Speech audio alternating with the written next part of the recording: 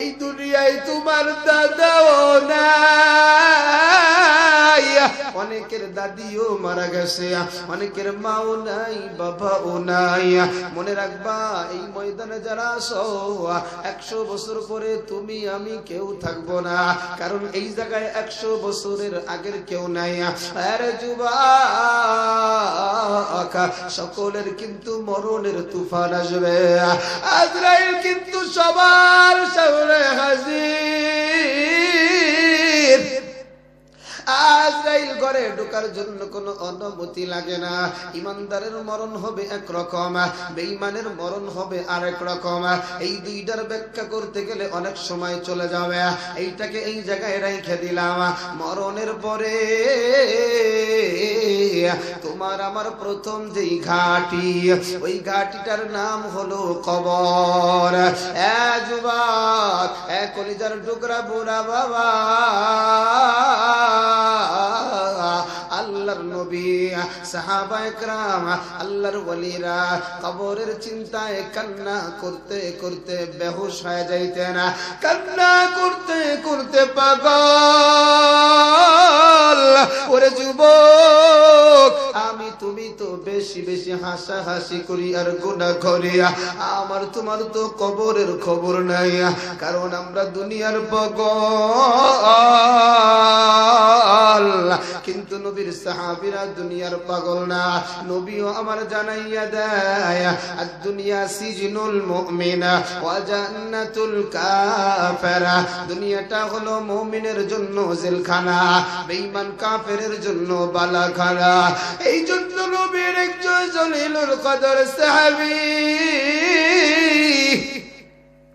খলিফাতুল মুসলিমিন হযরত ওসমান রাদিয়াল্লাহু তাআলা আনহু কবরের পাশে দাঁড়ায়া বাচ্চা মানুষের মতো হাউমাউ করে কান্না করে, চোখগুলা ভিজায়া, চোখের পানি দিয়া দাড়িগুলা ভিজায়া, বুকগুলা ভিজায়া ভিজায়া টাস কইরা বেহুশ হয়া জমিনে পড়িয়া যায়। সাহাবায়ে কেরাম হযরত ওসমানকে পানি দিয়া হুশ ফিরায়া ওসমানকে ডাইকে ডাইকে বলে, ও আমিরুল মুমিনিন, কবর দেখলে আপনি এমন বেহুশ হয়ে যান কেন? হযরত ওসমান ডাক দিয়া বলে, নবীর সাহাবীরা, তোমরা বোঝো না, আমি আমার নবীরে বলতে শুনেছি পরকালের ঘাটি সমূহের মধ্যে কবর 1 নম্বর ঘাটি। এই কবরে যদি কেউ আটকিয়া যায়, বাকি ঘাটগুলা তার আর পার পাওয়ার কোনো সুযোগ নাই। এ পর্দার আড়ালের ভগবান, এ আমার যুবক ভাইরা, কলিজার টুকরা বুড়া বাবা, আমি সহ এই ময়দানে যারা আছি, আমি বলো তুমি বলো সবাই গুনাহগার। আমার নবী জানাইয়া দেয়, হুররিমাতিন নার আলা মান বাকাত মিন খাশিয়াতিল্লাহ।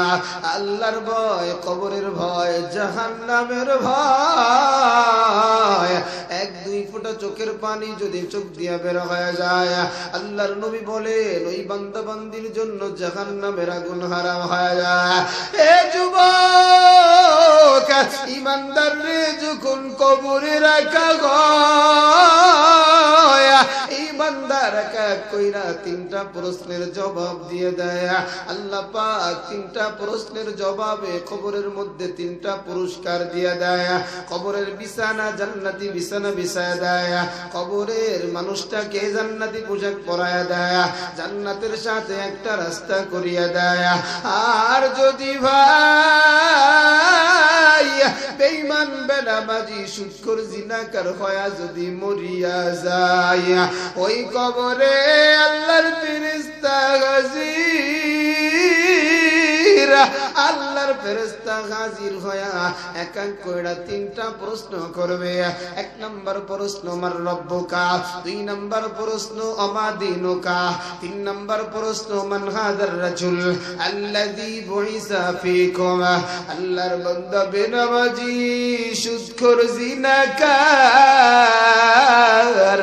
ফেরেশতাদের দিকে তাকায়া থাকবে আর দুই চোখের গুড়া দিয়া টপ টপ করে পানি বের হবে। আল্লাহর বান্দা বান্দি বলবে লা আদরি, আমি জানি না। ওই সময় চিল্লায়া চিল্লায়া কান্না করবে রে ভাইয়া আমার আল্লাহর গায়বী আওয়াজ। আল্লাহ বলবে রে মুনকার নাকির ফেরেশতা, আমার এই বান্দা বান্দি বড় জালেম। দুনিয়াতে আমি এদেরকে কত সুন্দর দুইটা হাত দিয়েছিলাম, কত সুন্দর দুইটা চক্ষু দিয়েছিলাম, কত সুন্দর একটা গাল দিয়েছিলাম, কত সুন্দর আমি আল্লাহ দুইটা পা দিয়েছিলাম। আমি এত কিছু দেওয়ার পরে আমার গোলামি করে নাই, আমার ইবাদত করে নাই। আমার নবী জানাইয়া দেই রে ভাই, বেঈমান বেনামাজি সুদখোর জিনাকার বেপরদা ওয়ালা বেরুজদার এদেরকে যখন কবরের ভিতরে রাখা হবে, ওই কবরের মধ্যে তিনটা শাস্তি আরম্ভ হয়ে যাবে। এক নম্বর শাস্তি রে ভাই, কবরের ডান পাশের বাটি এত জোরে চাপ দিবে, নবী আবার বলেন একটা পাজরের হাড্ডি আরেকটা পাজরের হাড্ডির মধ্যে ঢুইকা যাবে, হাড্ডি গুলা চূর্ণ বিচূর্ণ হয়ে যাবে। এ আমার উত্তরের যুবা, এ আমার পর্দার আড়ালের মা, একটা পিপিলিকার কামড় তোমার সহ্য হয় না, একটা মশার কামড় তোমার সহ্য হয় না, সুইয়ের একটা খুঁচা লাগলে তোমার সহ্য হয় না। এইভাবে যখন কবরের বাটি চাপ দিবে, কেমন করে ওই কবরের আযাব সহ্য করবি রে ভাই। দুই নম্বর কবরের মধ্যে শাস্তি, ওই কবরের মধ্যে 70 থেকে 99টা কালো কালো সাপ লাফায়া লাফায়া ঢুকবে। এ যুবক ভাই, রাস্তা দিয়ে যখন তুমি আমি হাঁটি, জঙ্গলের মধ্যে হতে একটা সাপ যদি ফস করে ওঠে, আমি তুমি এত জোরে দৌড় মারি রে ভাই, হাত ভাঙ্গে না পাও ভাঙ্গে দেখার কোন সুযোগ নাই। এমন কবরের মধ্যে 70 থেকে 99টা সাপ, ওই সাপ গুলার চোখ গুলা থাকবে আগুনের, নখ গুলা থাকবে লোহার। ওই সাপ গুলা বেঈমান বেনামাজি সুদখোর বেপরদাওয়ালা বেনামাজি বেরুজদারি এদের পা থেকে পেঁচায়া পেঁচায়া কপালের ভিতরে যখন কামড়াইবে রে ভাই, ওই কবরে দরজাও নাই, ওই কবরে জানালাও নাই, কেমনে করে ওই কবর থেকে পালাবি রে ভাই। দিলটা কি নরম হয় না রে ভাই, চোখে কি পানি আসে না, গুনাহ করতে করতে কালো হয়ে গেছে রে ভাই দিল। একটু তওবার নিয়তে চোখে পানি আনা। আমার নবী জানাইয়া দেয়, দুনিয়ার কোন ইবাদতে বান করা জায়েজ নাই, কান্না যদি না আসে মৌলার ভয়, কবরের ভয়, জাহান্নামের ভয়, একটু চোখের পানিটা যদি তোমার বের হয়ে যায়, চোখে যদি পানি দাও আসে রে উম্মাত, অন্তত পক্ষে কান্নার বান ধরো। কান্নার বান ধরলেও আল্লাহ পাক কান্না হিসাবে কবুল করে নেবে। ওই কবরের 3 নম্বর শাস্তির যুবক, আমার আল্লাহর জাহান্নামের আগুন, ওই কবরে জ্বালাইয়া দেওয়া হবে। আল্লাহ জাহান্নামের আগুনের ব্যাপারে বলেন না, আল্লাহ বলে আমার আগুন, আল্লাহ বলে আল্লাতী তাত্তালিউ আলাল আফইদা, আমার আগুন কেমন জাদুরে গোলাম, আমার আগুন লাগবে এক জায়গায় কলিজা পর্যন্ত বোধা হয়ে যাবে। এ নাজিরপুরের যুবক, এ বেগমগঞ্জের বুড়া বাবা, দুনিয়ার আগুন হাতে লাগলে হাতি পুড়ে পাও পড়ে না, পায়ে লাগলে পাওই পুড়ে হাত পড়ে না, কিন্তু ওই জাহান্নামের আগুন লাগবে হাতে, কিন্তু কলিজাটা পর্যন্ত বোনা হয়ে যাবে। কিয়ামতের ময়দান যখন কায়েম হয়ে যাবে, কিয়ামতের ময়দান এই দুনিয়াতেই হবে, তবে এই দুনিয়ার মাটি আর মাটি থাকবে না। এই দুনিয়াটারে আল্লাহ জ্বালায়া জ্বালায়া জ্বালায়া আল্লাহ এই মাটিগুলোরে তামাম বানায়া ফেলবে রে ভাই। আরে 40 দিন কাদা মাটির একটা ইটে পুরায়া এত শক্ত হয়ে যায়। 100 বছর বিল্ডিং এর মেঘ থাকে, ওই ইট দিয়া কাউরে গায়ে দিলে পেটে রক্ত বের হয়ে যায়। আল্লাহ এই জমিনটারে জ্বালায়া জ্বালায়া আল্লাহ এই জমিনটারে তামা বানায়া ফেলবে। তামা যখন হয়ে যাবে, আল্লাহ কিয়ামতের ময়দান কায়েম করবে। ইসরাফিল সিংহায় ফুৎকার দিবে। ইসরাফিল যখন সিংহায় ফুৎকার দিবে, ইমানদার বলো আর বেঈমান বলো, সবাই দৌড়ায়া দৌড়ায়া হাসরের ময়দানে হাজির। যে হাসরের ময়দানে ডানে ও আগুন, হাসরের ময়দানে বামে ও আগুন, হাসরের ময়দানের পিছনে থাকবে জাহান্নাম, সামনে থাকবে আমার আল্লাহ। ওই দিক দিয়ে যে সূর্য দুনিয়া থেকে 9,30,00,000 মাইল দূরে, আল্লাহ এই সূর্যটা বান্দার আধা হাত মাথার উপরে নিয়ে আসবে। সূর্যের তাপের কারণে বান্দা বান্দির মাথার জয়েন্ট গুলা টাস টাস করে ফেটে যাবে, মাথার মগজ গুলা বাতের মারে দুলতে থাকবে। এ যুবক ভাই, কারো কারো জিহ্বাটা বুক পর্যন্ত বের হয়ে যাবে, কারো কারো জিহ্বাটা নাভি পর্যন্ত বের হয়ে যাবে। কেউ কেউ আবার আসরের ময়দানে পানির ভিতরে হাবুডুবু খাবে।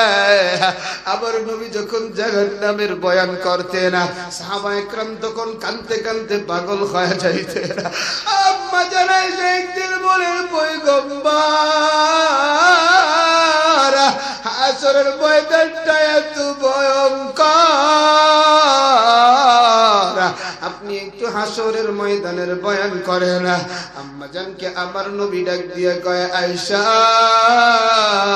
হুফাতান উরাতান গুরলা, ওই হাসরের ময়দানে মানুষ থাকবে উলঙ্গ, হাসরের ময়দানে মানুষের পায়ে কোনো জুতা থাকবে না। আম্মা জান কান্না আরম্ভ করে দিছে রে যুবক। আম্মা জান ডাক দিয়া বলে, পয়গম্বর, আমার শরীরেও কি কাপড় থাকবে না? আমার নবী ডাক দিয়া কয়, আয়েশা, তোমার শরীরেও কাপড় থাকবে না। আম্মা জান আরো বেশি কান্না করা আরম্ভ করলেন। আমার নবী ডাক দিয়া কয়, আয়েশা, তুমি কান্না করো কেন? আয়েশা বলে, পয়গম্বর, আমি যে উলঙ্গ, মানুষ কি আমার দিকে তাকাবে না? আমার কি লজ্জা হবে না? আম্মা জান আয়েশাকে পয়গম্বর ডাক দিয়া বলে, আয়েশা, তুমি এখন যেইটা বাবা রে, ওই দিন আর এইটা বাবা আসবে না। সব মানুষগুলো আসমানের দিকে তাকায়া থাকবে। নবীরা পর্যন্ত তাকায়া থাকবে, সবাই বলবে ইয়া নফসি আজকে আবার কি হবে। ওই দিক দিয়ে জাহান্নামের গর্জন, জাহান্নামের গায়ে আমার আল্লাহ 70,000 শিকল লাগায়া রাখছে। আবার প্রত্যেক লাগামে আবার 70,000 ফেরেশতা ওই জাহান্নামরে দইরা টানে। এরপরও জাহান্নাম পিছনে যায় না। জাহান্নাম আওয়াজ করে আর বলে আল্লাহ হাল মিন মাজিদ। তুমি না বলছো আজকে বেনামাজি বেঈমান সুদখোর জিনাকার বেপরদাওয়ালা বেরুজদারিদেরকে দিয়া আমার পেটটা ভরায়া দিবা। আয় আল্লাহ আমি ক্ষুধার্ত, খাবার দাও। হাসরের ময়দানে জাহান্নামের আওয়াজ দেখা উম্মতের দরদি নবী মাকামে মাহমুদে সাজদায় পড়ে এত জোরে কান্নার আওয়াজ। হায় আল্লাহ কি উপায় হবে আমার উম্মতেরা হাসরের ময়দানে আপনি যদি মাফ না করেন গুনাহগার উম্মতেরা। আবার নবী কান্না করে ওই দিক দিয়ে আবার আল্লাহর আওয়াজ ওয়ামতাজুল ইয়াউমা আইয়ুহাল মুজরিমুন। আল্লাহ বলবে ইমানদারেরা বেঈমান থেকে আলাদা হয়ে যাওয়া। এ নাজিরপুরের যুবক, এ কলেজার টুকরা বুড়া বাবা, এ আমার পদ্মারের বাবা, আল্লাহ যদি তারা দেয় কই যাবি রে ভাই, কই যাবি?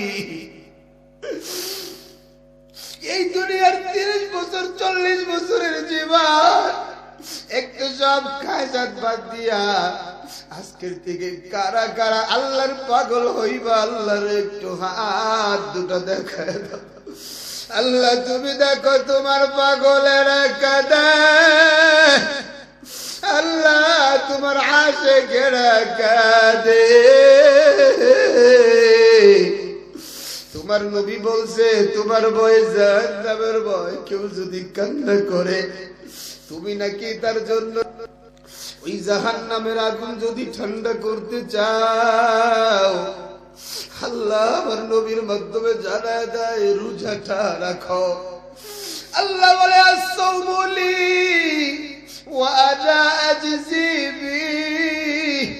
আল্লাহ বলে রোজাটা আমার, রোজাটা আমার, রোজাটা আমার। এরপরও কেমনে ভাই রোজা চাইরা দাও? কয়েকটা কাজ করলে তোমার রোজা নষ্ট হবে না, কারণ রোজাটাকে আল্লাহ পাক ডাল বানাইছে, ডাল। আস-সাওমু জুন্নাতুন। আল্লাহর নবী বলেন রোজাটা হলো ডাল, জাহান্নামের আগুন থেকে বান্দাবান্দির বাঁচার ডাল। 1 নাম্বার কানের হেফাজত করবা, 2 নাম্বার চোখের, 3 নাম্বার জবানের, 4 নাম্বার সমস্ত প্রকার অঙ্গ প্রত্যঙ্গের, 5 নাম্বার নফসের হেফাজত করবা। তোমার রোজাটা ঠিক হয়ে যাবে রে ভাই। এই যুবক ভাই, কলিজার টুকরা বুড়া বাবা, এবছর একটাও রোজা ছাড়বো না। কারা কারা হাত দুটো আল্লাহরে দেখায় দাও।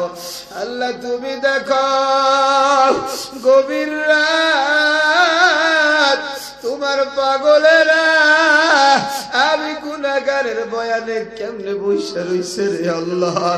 এই পাগল গুলারে কবুল করে সবগুলা রোজা রাইখা আল্লাহ তোমার উত্তম পুরস্কার ঈদের দিন গ্রহণ করার তৌফিক দান করো। জোরে পড়েন আমিন।